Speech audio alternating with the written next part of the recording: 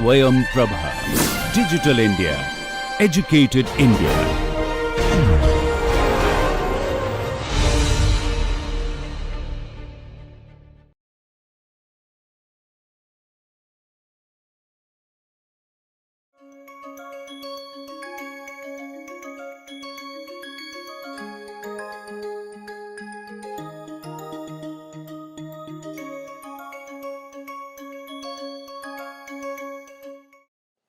Okay, we'll start with now a little bit of a revision and some kind of a consolidation of some of the concepts, and we'll see how things are for the mathematical representation of control systems.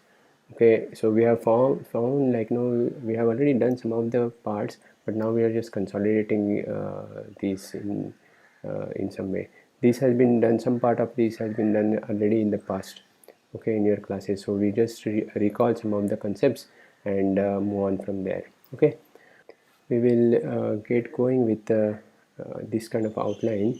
So we'll see some of these properties of the system, the linearity, time invariance, then we'll see these three major different ways of representation, and fourth one comes for the non-linear systems. For linear systems you have ordinary differential equation form, transfer function form, and state space.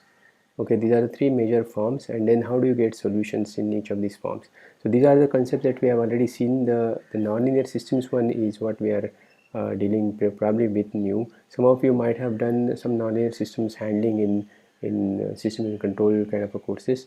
So we will not get into too much of a depth, but again the here idea is to kind of see from mechatronics application perspective how we can deal with these different concepts. Okay, so we begin with the simple properties which you all already know. So the linearity of a system, the principle is important for many systems. This principle of superposition is valid for the linear systems, meaning like the input, if system is given input u1 and produces output y1, input u2 and output y2, then if these inputs are scaled and added or subtracted, correspondingly the outputs will get scaled and added and subtracted. Okay, that is a kind of a concept that you have here. Time invariance is another very important concept. If you start at t is equal to 0 or any other time for the same initial conditions, then your response is same. That is what your time invariant principle says. Okay, so these coefficients typically would be constant for time invariant system, and in time varying systems the coefficient will be functions of time. So if you see carefully your regulation problem or tracking problem, regulation problem does not change the system property of time invariance actually, but tracking problem introduces the time trajectory, the theta desired or x desired kind of a trajectory, which is explicit function of time in the system.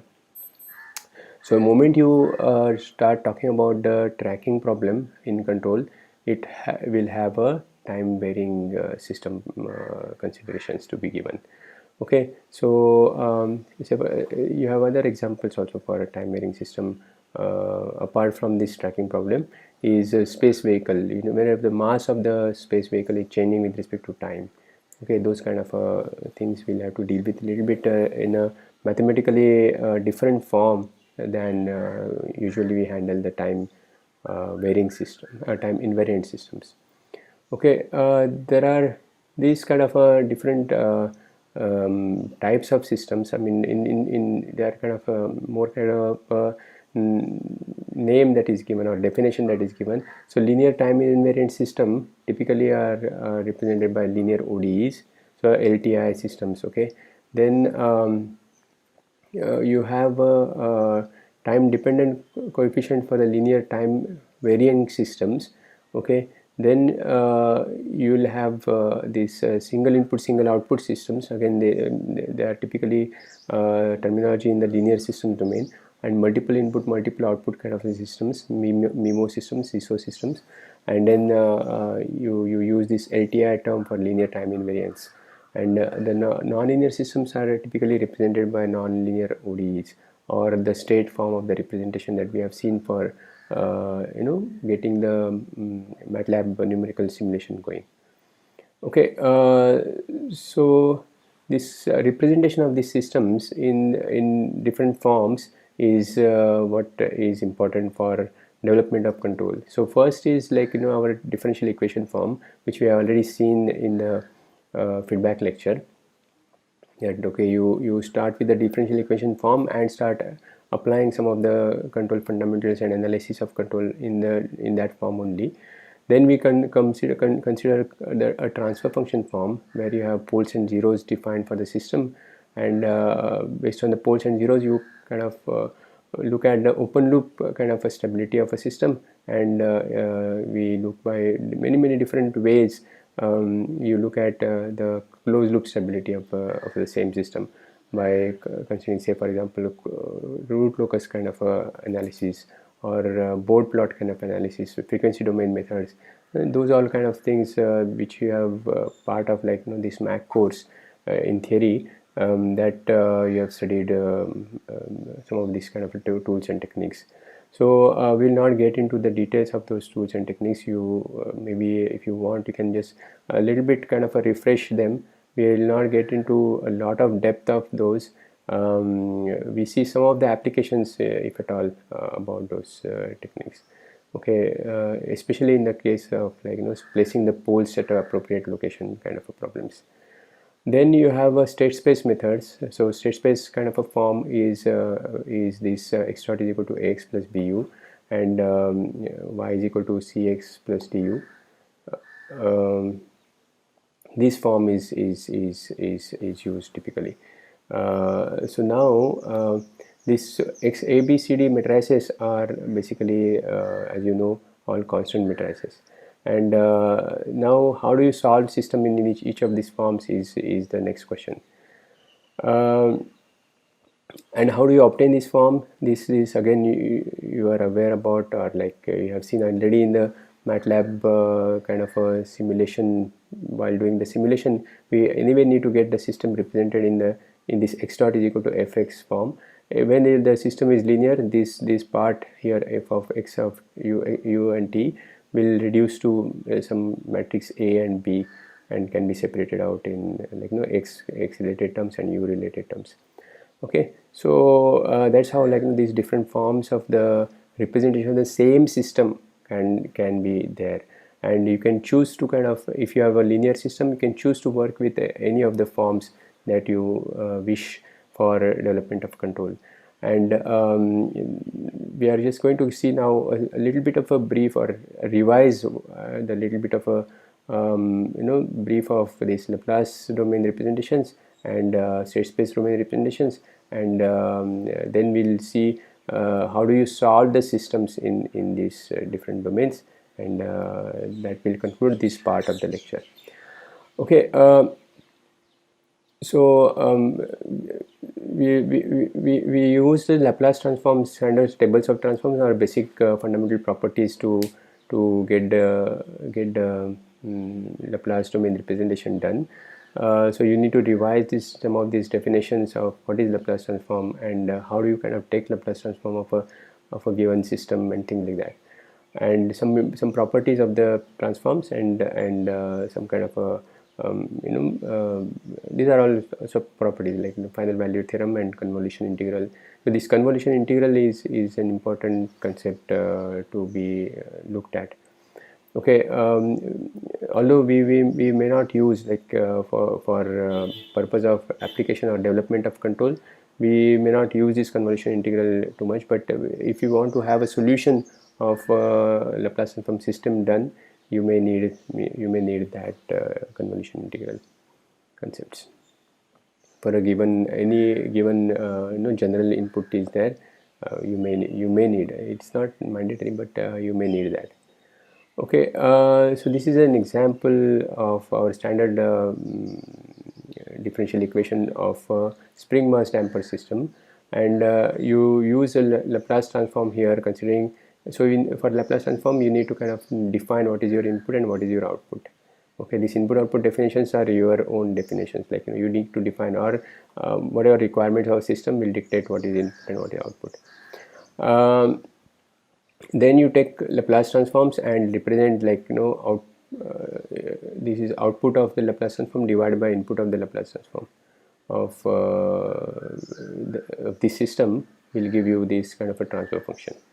And usually in transfer function we assume zero initial conditions. Suppose there are the initial conditions are non-zero, then you cannot get this transfer function form. Okay, this is very important because it comes from the definition of or the property of Laplace transform for a derivative. So typically the derivative will give you some kind of a derivative Laplace transform will give you some kind of a non-zero initial condition representation in the transform. Okay, so to avoid that, we assume initial conditions to be zero, and then the system has this kind of a nice form of just Laplace transform is a division of two Laplace domain polynomials. Okay, to convert this system into state space form, you need in this kind of a form you need to define states first. X is equal to x, x1 is equal to x, and x2 is equal to x dot. So x1 dot will be equal to x2 and x2 dot will be equal to, based on this equation, okay, 1 upon m times minus cx2 minus kx1. Okay, so this is a typical process for getting the state space form. Okay, you define the states, because state space form has only a single derivative but of a vector, so you need to kind of add introduce more variables in the system to represent the system into this form. Okay, so this is how you represent system in these different forms. Okay, Laplace transform form and then the state space form, and then you can handle the system in either way. There are control tools and techniques available in each of these domains to think of system properties and develop propose control algorithms further. Okay, so this is some kind of example of a non-zero initial conditions. So you can see how they show up in the Laplace transform stuff. So you can get a solution with non-zero initial conditions, no problem, by using Laplace transforms. That is no problem at all. You can use this kind of a method, Laplace transform method, to get a system solved. But if you see here, you cannot represent it as a transfer function. Okay, so only when the initial conditions are zero, this part will go to zero, and then you will have this this input can be brought here to kind of define a transfer function. Okay, but in the state space form there is no problem of these zero initial conditions. Okay, so that's how things go. All right, then next thing is finding a solution to these different forms which we have discussed. So ordinary differential equation solving, again I don't revise here the basic mathematics of ODE solving. You all know that, I presume from previous background. So if you not you can just brush up some of the fundamentals of homogeneous part of the solution and particular integral and those kind of things. Then for Laplace transform representation, you typically substitute whatever is input that is given the Laplace transform of the input and get the expression for Laplace transform output in the Laplace domain, and once that expression is available, you apply the inverse Laplace transform by method of dividing the polynomial into its roots. Okay, so multiplication of multiple roots is a denominator, and you represent these each of the roots separately, and you then use the standard tables to do the inverse transform. Okay, so this method I'm presuming you all know this, and you can go ahead and revise if you want to. Then the exponential for the state space representation of the system, x dot is equal to x plus bu, you typically use the matrix exponentials. Okay, so we'll go into a little bit more details about this method.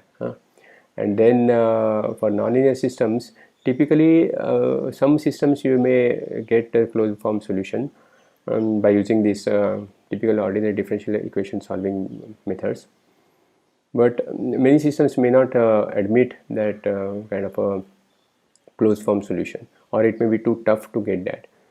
So under this scenario, we'll resort to the numerical simulations that we have seen, and use those simulation techniques for understanding the dynamics, and further for development of control, one can use this Lyapunov theory. Okay, so we'll go partly through this Lyapunov theory and come up with some kind of a universal controller for mechanical systems. So we have seen the mechanical systems in with Lagrange formulation. So for those kind of systems, rigid body mechanical systems, we can get a very interesting like a controller which is applicable for all systems of that sort. Okay, and that is for the tracking kind of a problem. So regulation is very kind of a specific case of the tracking problem, and one can kind of attempt to develop, so one can have that controller used, and all the rigid body control problem would be solved. So this big domain of systems, we can do the control of these nonlinear systems by using some Lyapunov theory based techniques. Okay, so let's get into a little bit more of this state space system solution. So you use matrix exponential. See, if you see here the homogeneous part. Okay, so as we know, for linear systems or any differential equation solution, have a homogeneous part and a particular solution. Okay, so in this case, the homogeneous part will be given as e to the power at times x of 0. So this is like a zero initial. This is like an initial condition. So if these initial conditions are 0 in the state space case, then this homogeneous part will be 0. Okay, but in general it will be like represented in this kind of a fashion. Now this is like exponential of a matrix here. So we'll see how to get to that, and then particular integral or particular solution will have this kind of a form, e to the power 8 times t minus tau. So this is like a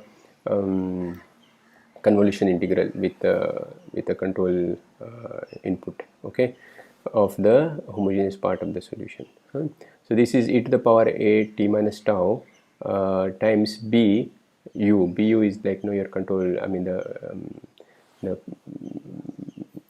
non-homogeneous part or control input part. So this is this addition of these two will give you this complete solution of a state space system, and you use this finally for the state space system solution. Okay, so we'll use this also for the case of digital systems. When we talk the sampling of the systems, we may come back to this form of a solution. Okay, so this is important for you to kind of know, okay, this form of a solution would exist, and now how do you find e to the power at? So that is here. So how to determine this form e to the power at? So the first method is like you use Laplace transform. So if you take a Laplace transform of this system, which is having like the homogeneous part here. Okay, this control input is 0, so x dot is equal to ax, and then look at this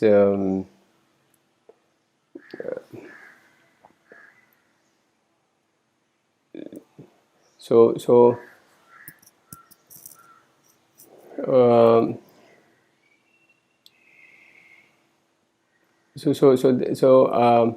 what you need to look at is so there are some steps involved here beyond this. Okay, so we will not get into that, but finally what you get, see this xdot will give you si here.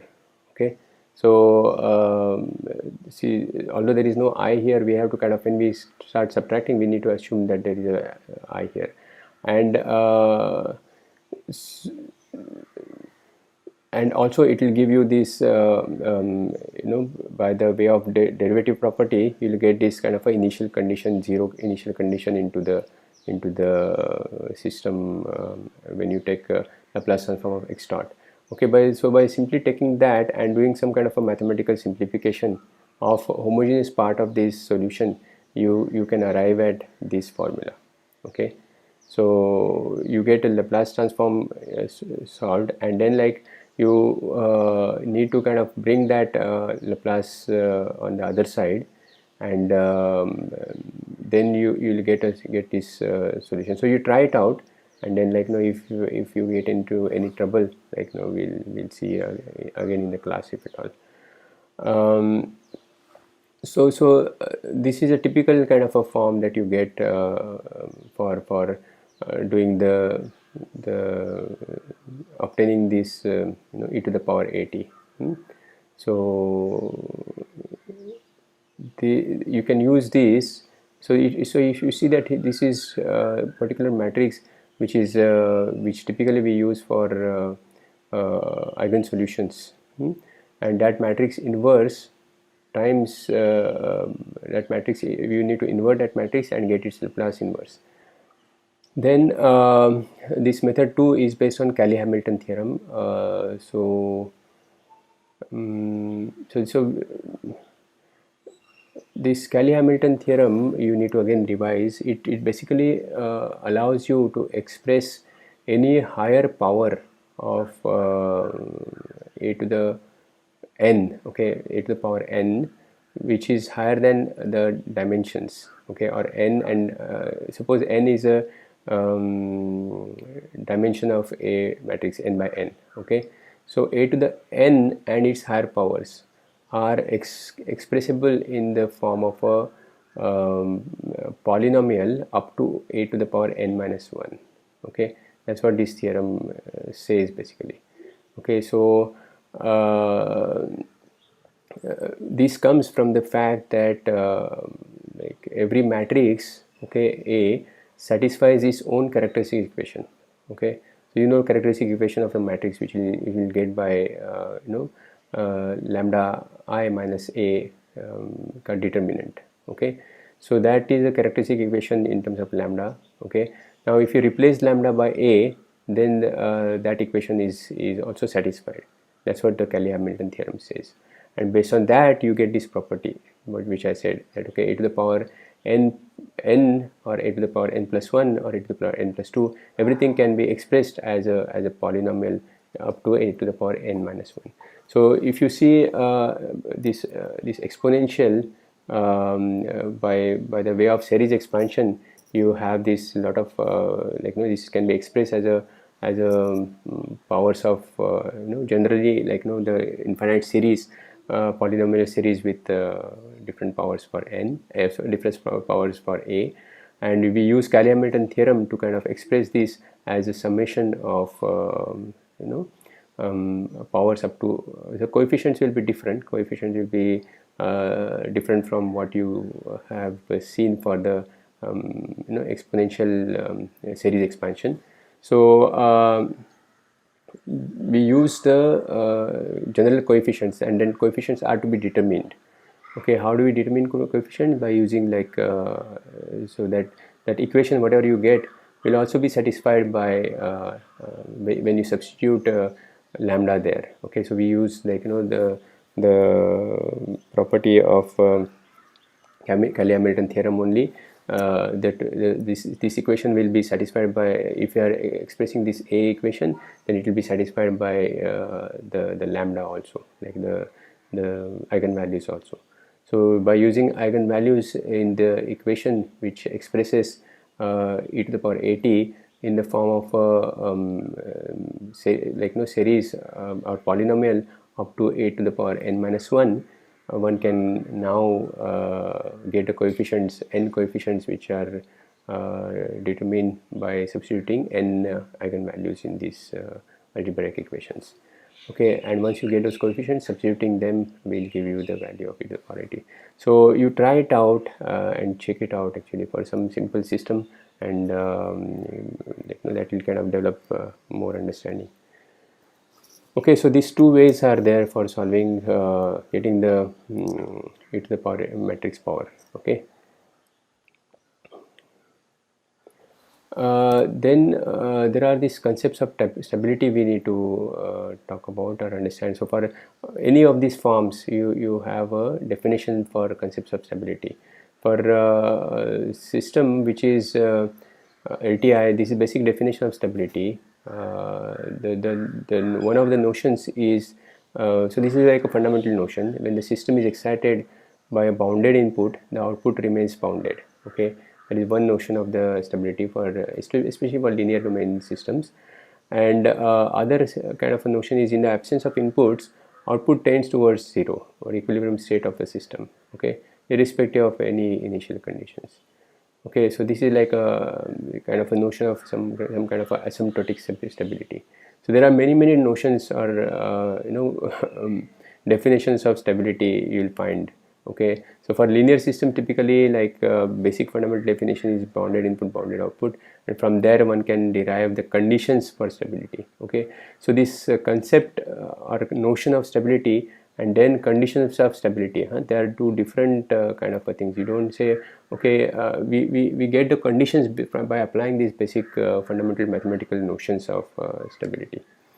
Okay, so when we apply these notions, for example, for linear system, we can get like these more tangible conditions.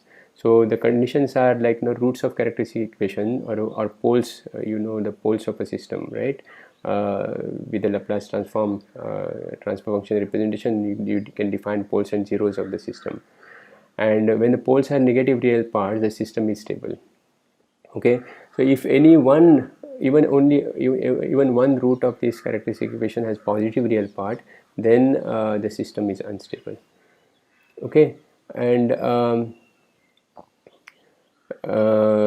so system is marginally stable if these roots are on the imaginary axis. Okay, so we'll see like little bit more about how this relationship between the system response and the location of poles has so this you need to have some kind of a feel for these relationships. That will be good.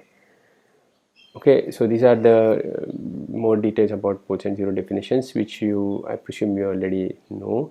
And then pole zero plots and animations, you can see some of the websites are given here to try out, and I have some kind of things plotted here for you.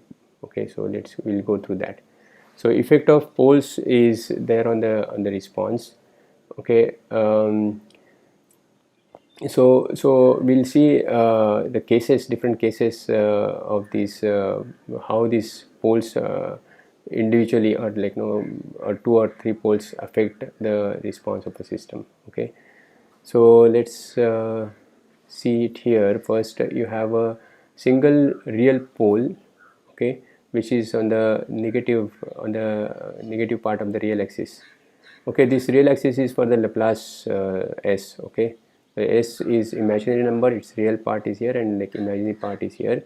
So when S is equal to minus A, then it can be represented on this complex S plane in this kind of a form, and with that typically you get the impulse response. So all these are like impulse responses which we have plotted here, which is bounded or decaying exponentially. Okay, so the same kind of impulse response now we are going to observe for different locations of a poles. So just to get a feel for like, okay, when the location is here or location is somewhere else, how the response is typically going to look like. See, for example, here real axis poles, you will not have any oscillations, oscillatory behavior. But moment you introduce the two poles on the off the axis, okay, real axis, you will get oscillatory behavior possible. Okay, imaginary axis, imaginary part will be there for the S, then you will get oscillatory behavior. So here now we see that when the pole is shifted to the real side, positive real side, then your system response exponentially increases. Okay, and this is a case where like you have the two poles which are having both real parts and the imaginary parts. So when the imaginary part is added to the system, of course you will need to consider these poles will always exist in the pair, by the way. You cannot have only one kind of a pole shown up here and no pole corresponding. Okay, that scenario is not there. So you'll get this kind of oscillatory behavior in this case. See, other thing is like, you know, if these poles are further shifted towards left side, then these oscillations will start decreasing. Okay, so this will be these oscillations will decrease little faster than these. And if the pole is on the real axis, then the exponential decay also will be faster. It is far away on this plane, then exponential decay also will be faster. So if you see here, this exponential decay is proportional to this e to the power at times, like, you know, a. So a is larger, you will get, like, you know, the decay which is faster. Okay, so this decay will be faster and faster happening if the pole is far away, shifted from here to, like, you know, negative side of it. Now this has very interesting connotation or influence or implication in you know, thinking about multiple poles. So if you have multiple poles coming up on this side, okay, negative real axis, which will be there for many kind of real life systems, the poles which are far away would contribute lesser to the response than poles which are close by.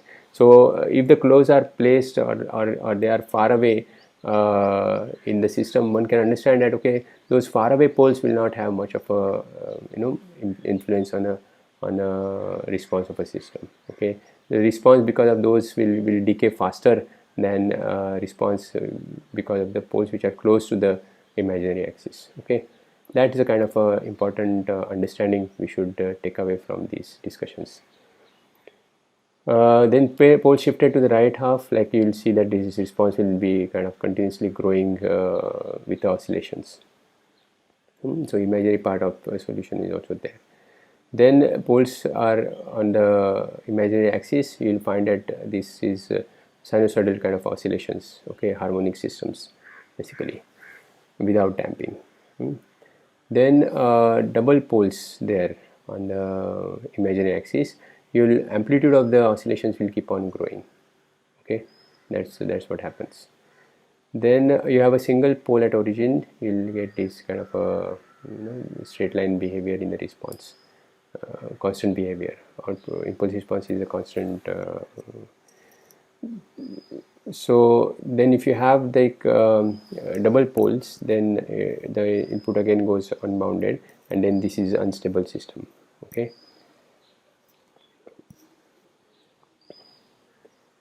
Okay, so now if you add zeros to this system, like, you know, the response will have some small variations that is happening. So this is, now we are considering this system with this kind of oscillatory behavior.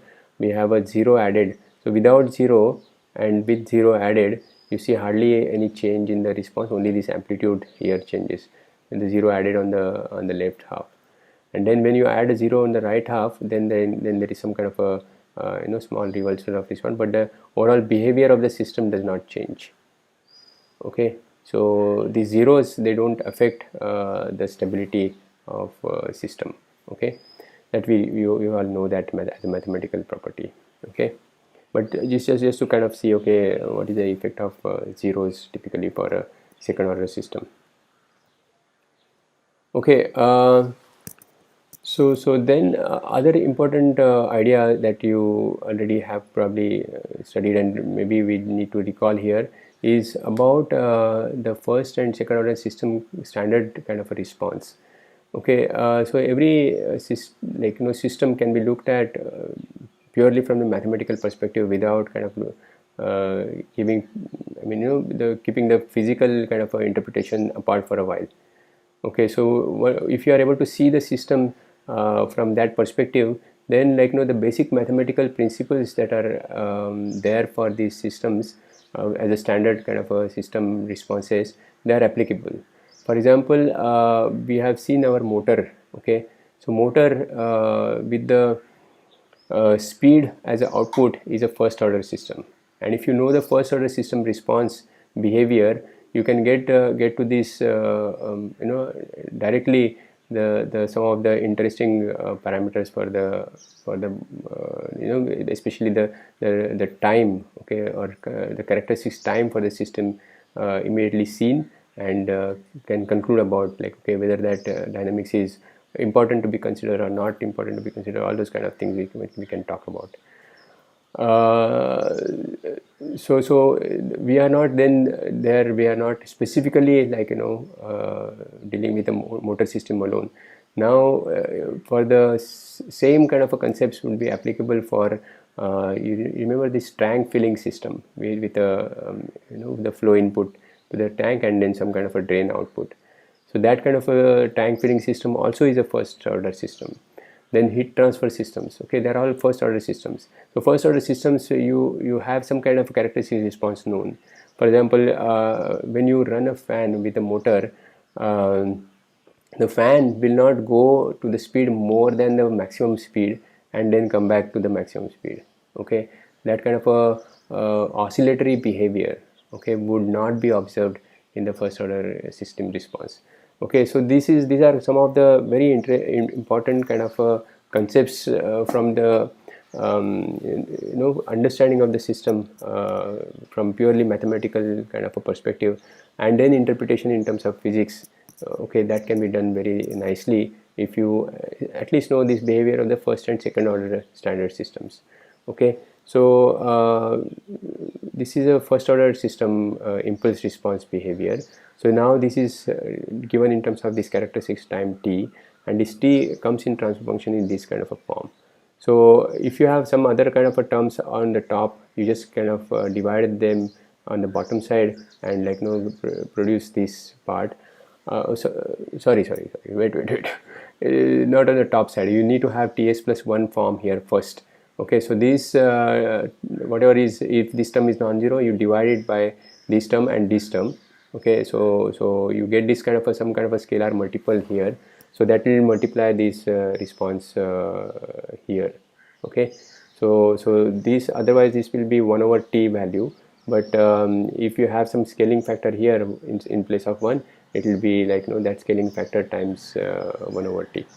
Okay, that kind of a scaling will happen to the response also. Okay, that's the only kind of a difference. Okay, so this is how one can get your any kind of a first order system transformed into this form and observe the behavior and see what is this time t. So you can see that at some one kind of a time t, the response goes down by roughly about 66%. Okay, so this is important kind of understanding can come up with this time constant. So characteristic time constants for different systems you can see, and then see, okay, what is the dynamics that is of importance, what is dynamics what is of not so much of importance, and then you can take some call to simplify the system behavior. For the same first order system, this is step response. Oh, sorry, 63.2% it is going. So similar, I don't know, in the impulse response also there will be some value. I think it will be similar, 63.2%. Okay. So yeah. So these are some of the important things to kind of note, that okay, your response already if you know the system like that. You don't need to solve the system. Say if it is a first order system with this particular kind of a representation, then this is a response for that system. Okay. So this response characteristics will be able to use in the sense of this characteristics time constants and other kind of a parameters which are defined for different order systems. So the first order system has this t as a characteristic time constant. Okay, if you come to the second order system, okay, so this is, you can go through a little bit more detail for ramp response of the first order system. Some kind of a response will be shown here. For second order system, you have many more parameters to define, and those again you will consider the standard form of this kind, omega n square upon s square plus 2 zeta omega n s plus omega n square is a standard form of a second order system. So if your system is not in this form, you basically do some division and multiplication or whatever you want to do and get it into this form. Then you may find some scaling factor may exist on the top that can be scaling the response. Instead of 1, this value will be that scaling factor. Okay, and you have this different cases coming up here. Okay, so this is typically for an underdamped system, you will get this kind of a response. Okay, and then there are formulae directly for maximum overshoot, and this rise time. Okay, say 0.5 or 50% of the maximum value that it is reaching in the rise time. So these are some of the specifications that are important from control perspective. People may say, okay, I want to get my system settled in the in say this settling time is specified to be say 5 seconds or 2 seconds or whatever, or I don't want any overshoot for my system. For example, robotic systems, we don't allow any overshoot typically. Okay, the system should you can see that okay, your arm should go finally and stay there. It is very annoying to see that arm is going like this and then settling to the final position and again going like this and settling to the final position. Okay, so that's to avoid that, you will have to have the specifications given, okay, in terms of the second order system response. Although robotic system is like a nonlinear system, you can give the specifications of this and then see how we can match those specifications. Okay, and then these are some of the formulae I will get for this. So standard formula, you can check some books, and in our website also this formula will be available. Okay, and we can use this to design the systems to satisfy some of these kind of constraints that are given. Okay, and typically this transient response time will be specified in terms of 5% or 2% of maximum value. If you want to settle into that, how much is time? Okay, that's how one can define. Okay, so so these are in summary some kind of important concepts. So what is a feedback is other, so not a summary of this lecture, but I'm saying generally these are the important concepts to ponder over or understand before we kind of start applying these techniques and tools to actually designing control for mechatronic system. Okay, so feedback is an important concept which we have already seen. Then you know what is open loop versus closed loop kind of a behavior or system, and the other thing is how do you process this desired feedback quantity. So we have partly seen that in terms of the simple PD control for ODE based system, and how do you analyze it and things like that.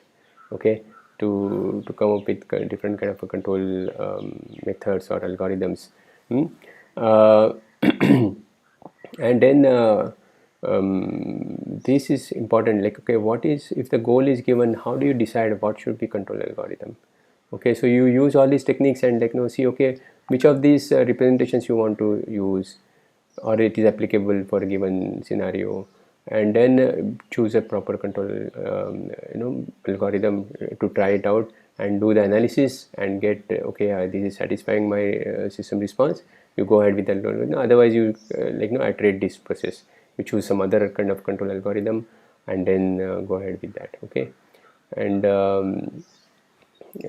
this is another important thing is you need to look at control input, what is needed to achieve your goal. Okay, so in mechatronic system typically you'll have a limit on this control input.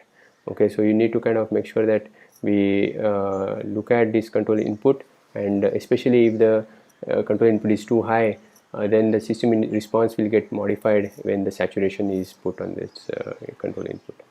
Okay, so like that we'll look at some of these in little more detail for the especially like when the goal is given, how do you choose what kind of control algorithm, that we'll discuss further, okay, in the linear domain, non-linear domain, and take these discussions forward. Okay, so this is what we'll conclude for this part of the lecture, and then we'll continue. Okay, thank you.